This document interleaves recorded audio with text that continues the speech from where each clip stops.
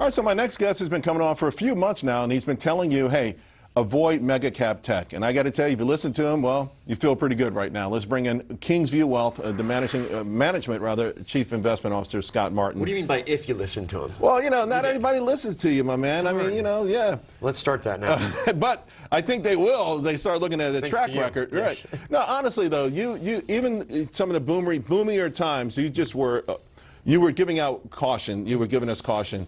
And that in hindsight, obviously, it served us pretty well. Great. What were you concerned about then? Was it just overvaluation? Extension of things, hype, and just hope. I mean, the fact that, Charles, you look back to what happened towards the fall with the Fed cutting rates and rates going up in the open market, the stock market going down when the Fed was easing, the election, a little bit of uncertainty there, and then a massive boost afterwards, raising valuations, all this hope and hype into those companies that we were reducing prices on our positions in because prices were nuts, and buying stuff, my friend, like you said, that was just down and out.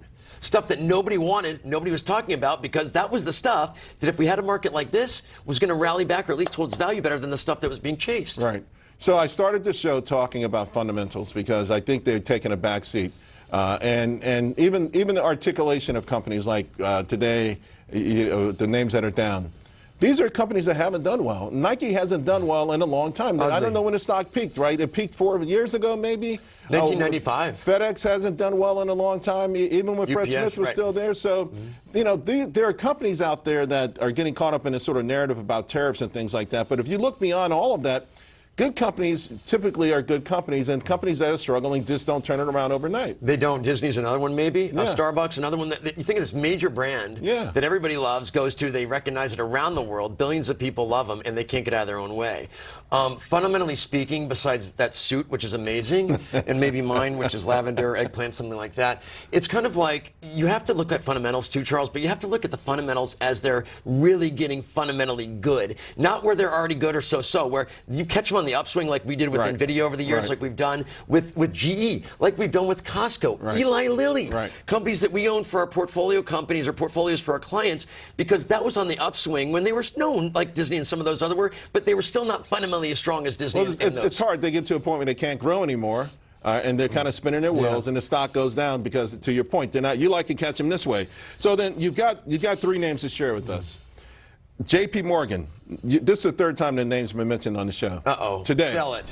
let's get that on the sell side. So everyone likes J.P. Morgan. Why does everyone like J.P. Morgan? Because they got absolutely slaughtered in the last couple weeks for no reason. And the banks, in theory, based on interest rates, based on the fact that I believe they're going to be smarter about lending if we do have some sort of slowdown. I think the consumer's fine, by the way, especially the high-end consumer, which is who the banks want to lend to anyway. And the easiest way to identify high-end consumers, what, with the lavender and eggplant? Lavender, eggplant, how much money they have in their wallet, a guy that wears a suit and tie like that, maybe, just a guess.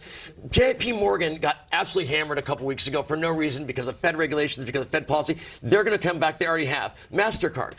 Are you concerned, though, that the administration, they've been saber-rattling because MasterCard and Visa have something of a monopolistic hold on the industry? Yeah, so what are you going to do? I mean, you're going to invite American Express in there, too. Great, there's 3 of them. I think that's an area, too, though, Charles. You can't really fix that. Is government going to have a credit card? I don't think so. MasterCard's just the toll booth. I love them, and they've actually been hit as well in this downturn, about to come back strong because the consumer's fine. Shake Shack. Shake Shack. Best breakfast on the planet as far as fast food goes. That beats Wendy's and your favorite Taco Bell, which we haven't done a Taco Bell thing in a while. We will. The point is Shake Shack hammered again because restaurants, tariffs, inflation, consumer, bad.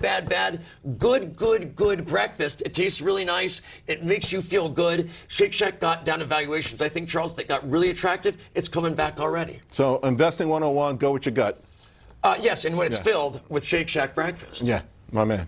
Always do. All right.